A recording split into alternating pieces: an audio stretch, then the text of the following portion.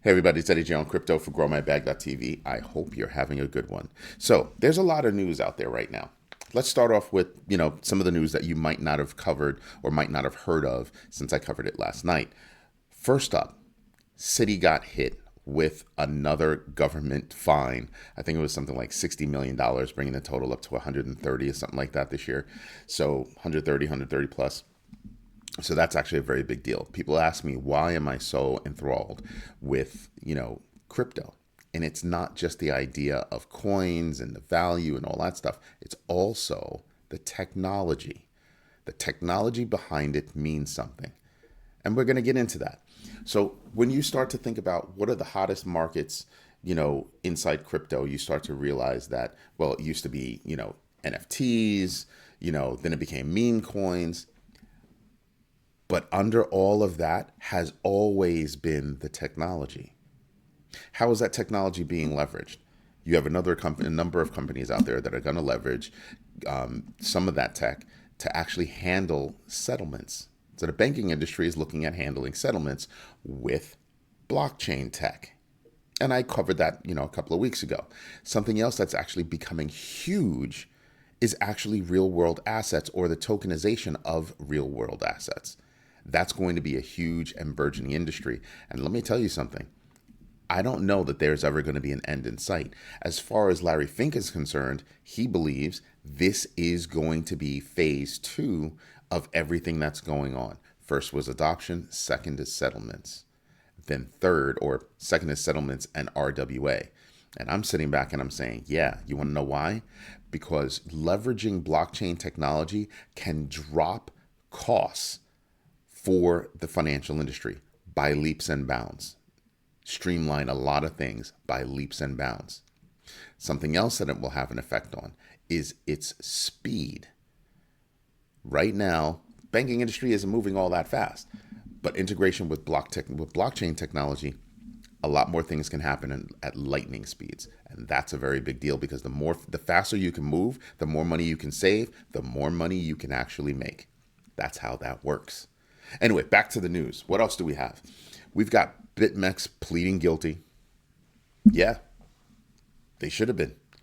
They had no case, nothing to stand on. They did not have sufficient know your customer or KYC checks in place.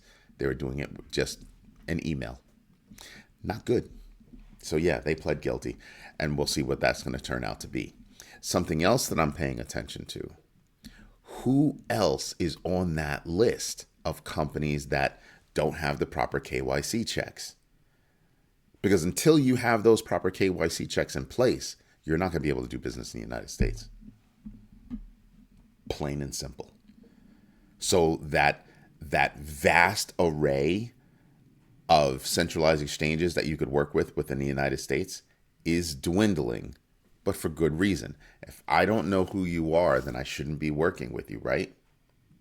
I mean, that's one of the reasons why we charge $1 per month to become a member on growmybag.tv. You want to know why? I mean, yes, there are higher services that you could pay for, but $1 per month helps us verify that there's a human being on the other side. That's a very big deal when you start to realize the number of bots that are out there that are programmed to pretend that they're, humans, right? So it's a very big deal. These are things that we pay attention to. Mark Cuban, Khanna, so many people are calling on President Biden, and the ruckus, the noise, the volume is just increasing every day for the ouster of Gary Gensler as the SEC chair. This is not news. It's not news. The only thing that is news is the fact that it's getting louder and louder and louder. The problem is that you're in an election year, and if you fire him now, well, too little, too late. You know what I mean? So, just what is that going to do for anybody? So, there's the underlying problem, but it would send a clear signal to everybody that, hey, there's going to be new leadership in town, right? Something else that happened that also plays to the advantage is that the CFTC has said, listen, about 80%, 70, 80% of the coins out there are commodities, not securities. And I think they're talking from an established coin perspective, because if you think about the 100K plus meme coins that are being created, on Solana and other chains, you sit there and you realize, yeah, those are securities. Those will most likely add up to be securities. But in terms of real coins that are out there, about 70 to 80% of them are probably commodities, which means that will fall under the direction of the CFTC and not the SEC. So, yeah, that's actually smart. And I was actually mentioning last night that that's actually a very good thing. It's not that, law enforcement will cease just because you're moving from one government agency to another government agency. It's just that the CFTC seems to have a track record of a more pragmatic approach as to who they're going to go after and why. Something else that we have to keep in mind is that the Supreme Court of the United States has actually reversed the Chevron rule. And because of that reversal, all government agencies are going to be subjected to even more scrutiny and even more questions. Uniswap just went up against the SEC and said, you don't have the authority to make those kinds of rules against DeFi or decentralized finance. Whoa. That's not small. That's not insignificant. I don't know if the SCOTUS, Supreme Court of the United States, has actually thought about this, has actually thought it through. Every single government agency that has any kind of enforcement authority is now going to be subjected to a whole new set of rules, a whole new set of everything. You want to know what's funny is that's actually changing how law is going to be taught in the United States. It's that much of an important overcharge or overchain. Because I really do think that they overshot their ruling. So now, when the SEC goes after somebody, or the CFTC goes after somebody, or if the FAA goes after somebody, or any one of the government agencies goes after a company or goes after a person, there's always going to be that question in the back of the head. Well, does the Chevron rule apply to this? And if so, is the government overreaching? How many cases would just get tied up just because of that? Yeah. So when I look at Uniswap doing something like that, I'm sitting back and I'm going, how many others are going to do that? The BitMex case, well, that's clear cut. That's clear cut. So there's no effect on the with the Chevron rule right there. But other things, that's going to be a very big deal. So I think a more pragmatic approach to enforcement within the financial industry, specifically crypto, I think that's going to be a very big deal. And I think the CFTC is more geared toward that pragmatic approach, because you're not going to be able to just willy-nilly go after everybody and their mama. Not anymore. No, sir. So a bunch of people saying that Gary Gensler should go take many seats, and probably Elizabeth Warren too. Yeah, nailed it. I mean, just where do you go with that? What do you say? Right? Right now, you have a lot of cases. I'm thinking about recent cases like against Gemini, against Kraken. Kraken literally cut a check, just said, okay, we want to be done with it. How much do we have to pay? Because they're small. They don't have the kind of money that Coinbase has, that Ripple has. They don't have that kind of money. So they cut a check. But now, had that case happened, would they have been willing to cut that check? I'm betting no. I'm betting no.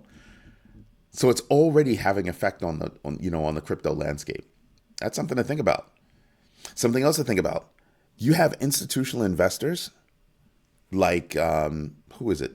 Burkett Financial Services that used to hold ProShares Bitcoin spot ETF, dumped all of it and went over to BlackRock. Ooh. Talk about the competitive landscape in the Bitcoin spot ETF space. That's huge. That's not a little move. That's a big move. We're going to sell all that wholesale, just boom, get rid of it, and go over to BlackRock. And it makes me wonder, was it just because of the Bitcoin spot ETF and how they weigh up against each other? Or was it because of the additional services that BlackRock offers? Or maybe it's because of the, outlook that BlackRock has with regard to crypto. The advantages of going with them. Remember, BlackRock's next step is tokenization. That's going to be huge. And moving over to them might give you a heads up or a way in. So just saying that's big. Another company that did something like that, Fiduciary Alliance, same thing. Wholesale selling of, their assets in one fund and going over to BlackRock.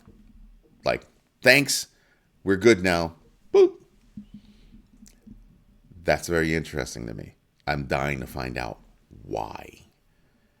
Something along those lines, Lucie, who happens to be the marketing lead for Shiba Inu, has come out and said, listen, there are advantages and disadvantages to a Shiba Inu spot ETF.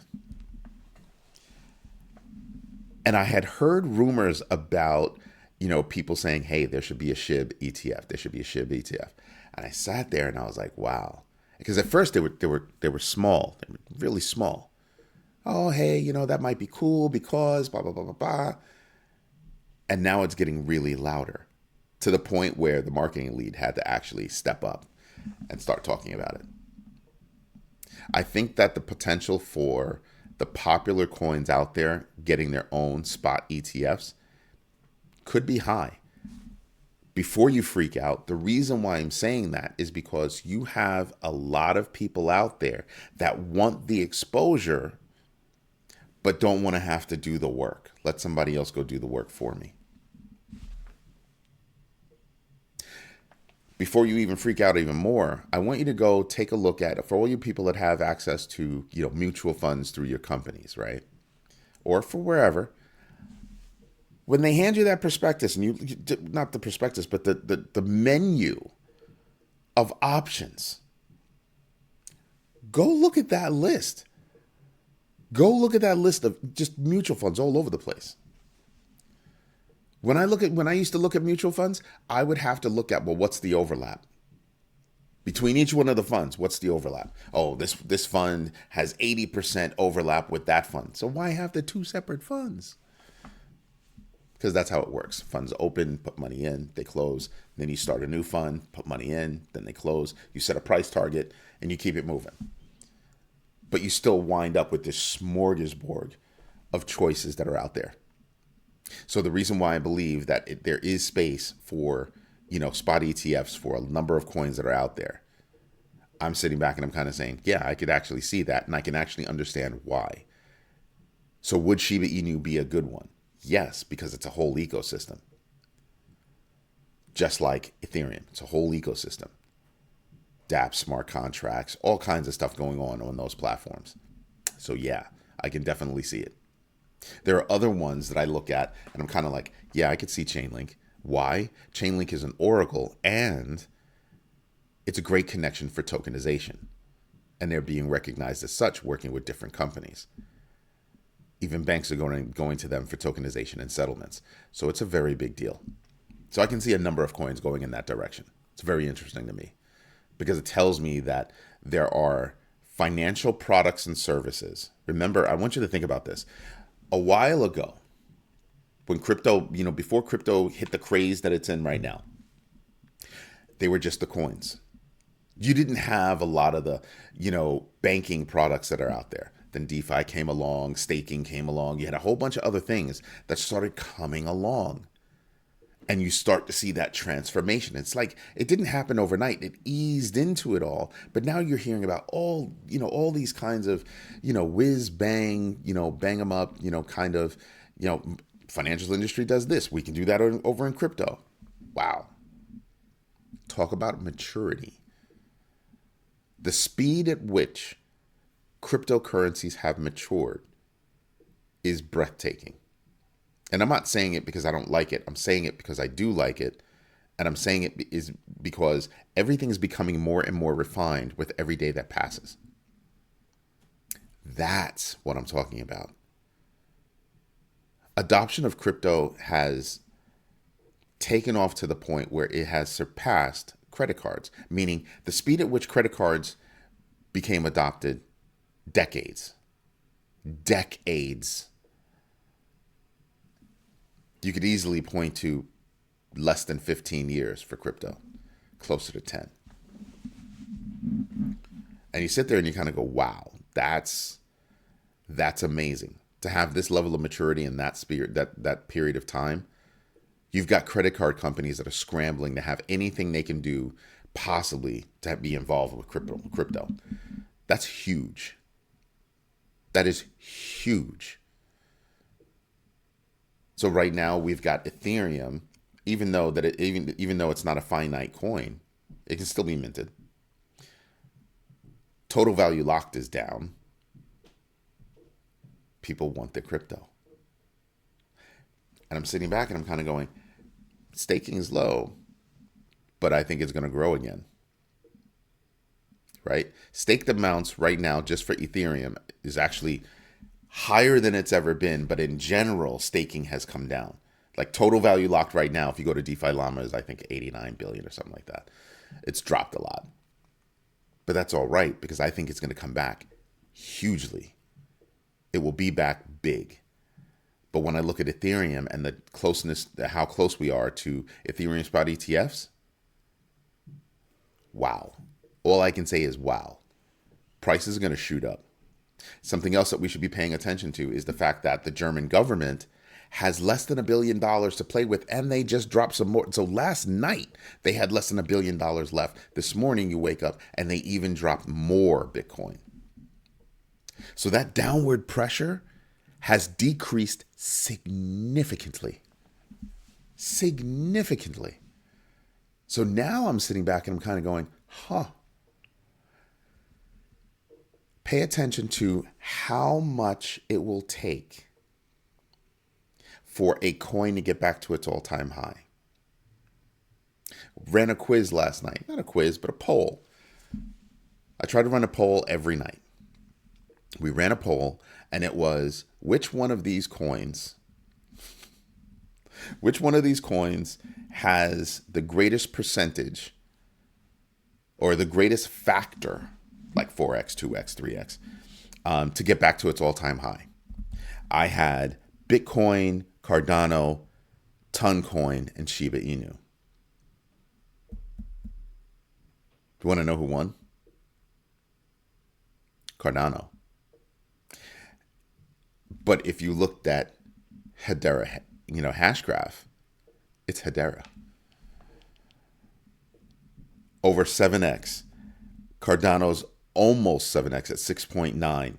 Shiba Inu's at 4.2. Now think about this. This is a multiplier.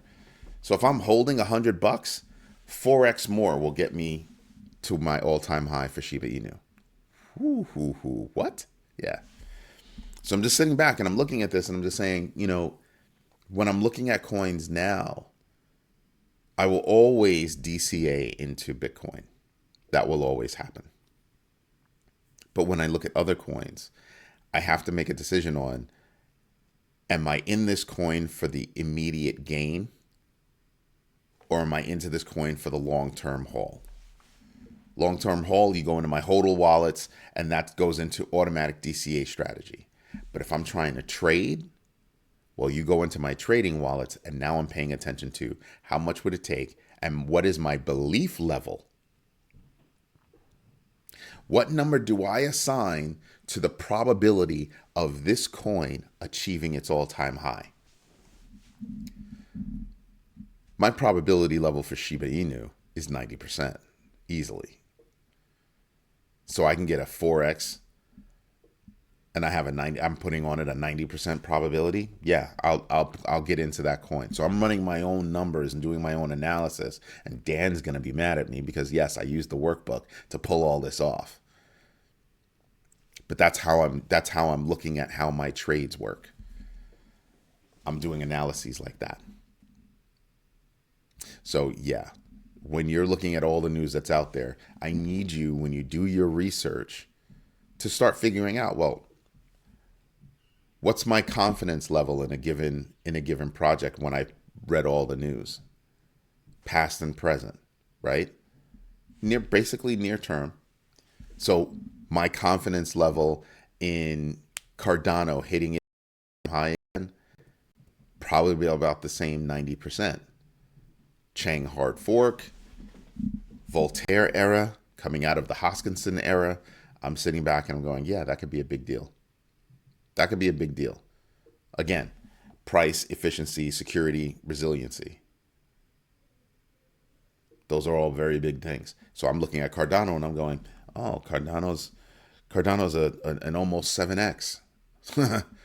That's an easy buy. For me, for my portfolio, that's an easy buy.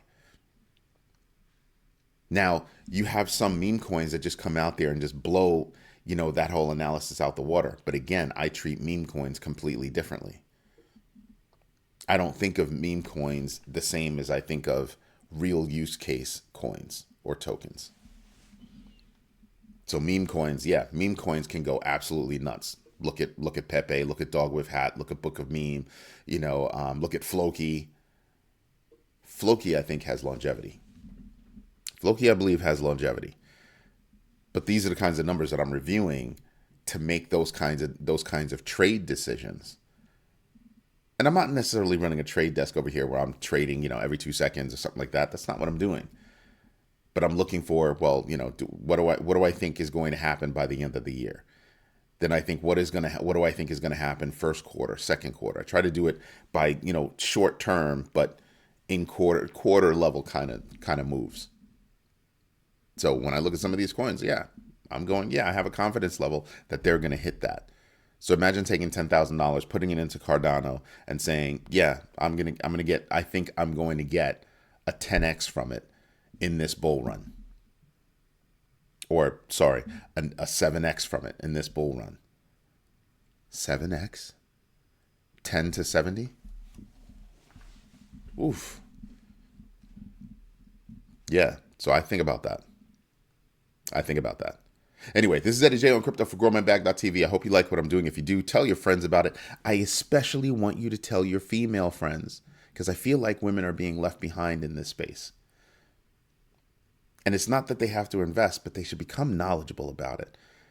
Over 95% of the people that follow me or subscribe to the channel are men. I'd like to see that change. So let's step it up. And again, I want to say thank you to everyone because of you, we finally hit 3,500 subscribers. I know that's not a lot compared to others, but it feels like yesterday I was at 0. So anyway, thank you so much for that. This is Eddie J on crypto for growmybag.tv. I hope you have a good one. Bye-bye.